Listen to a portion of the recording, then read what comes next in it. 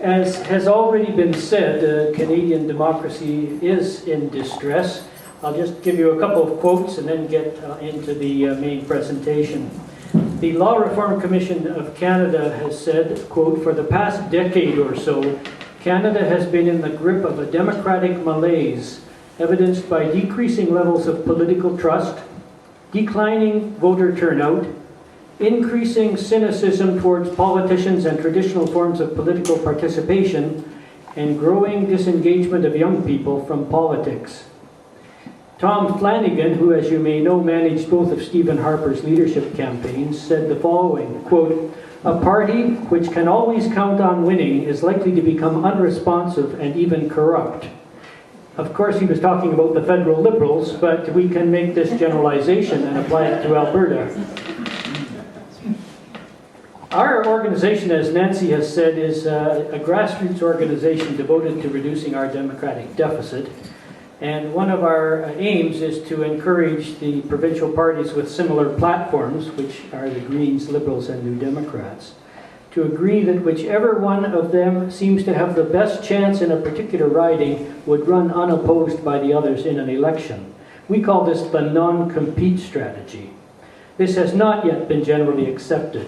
And as you may know, the Greens have been delisted and cannot run under that banner in 2012.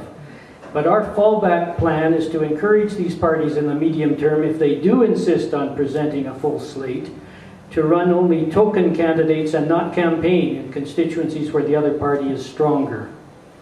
The DRP would publicly endorse the strongest of the progressive candidates and urge voters to use their vote strategically to elect that individual.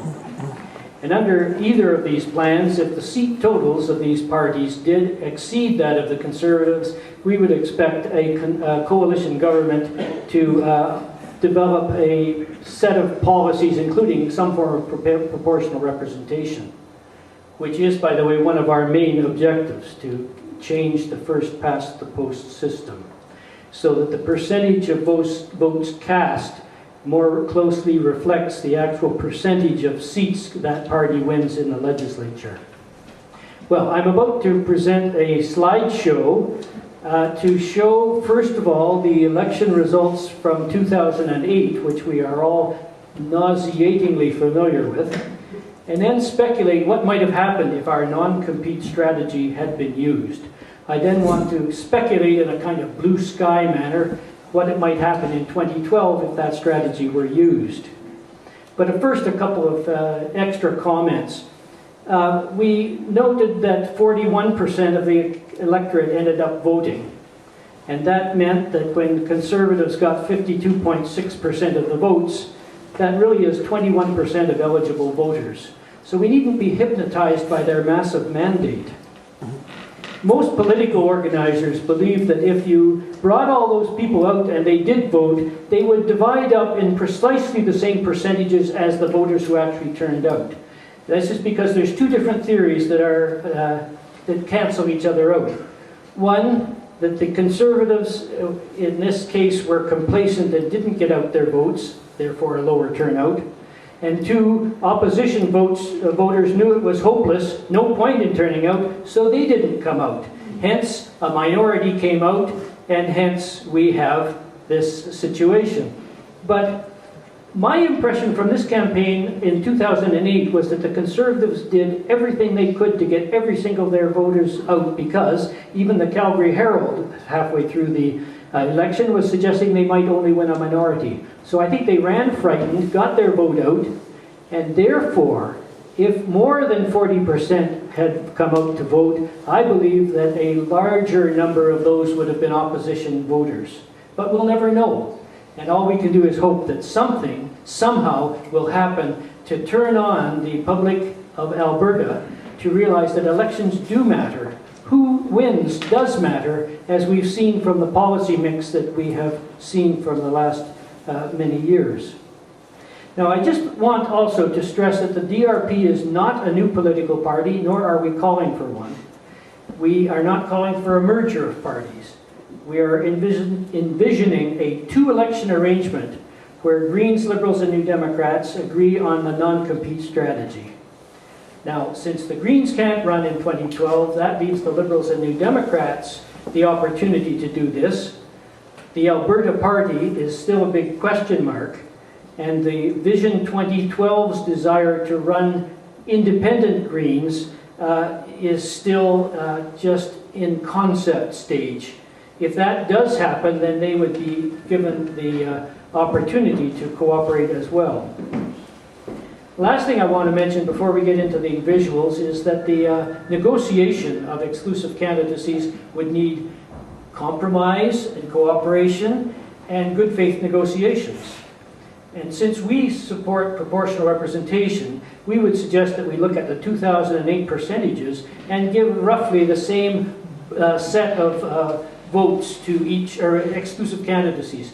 So we see a kind of fractional proportion, like 11 New Democrats exclusive candidacies to 30 Liberals. And incumbent MLAs would automatically go uncontested for these parties. And of course, the parties themselves choose the constituencies. We're trying to be a catalyst. We're not trying to lay any lumber on anyone. Now, at last, a picture. Slide, please.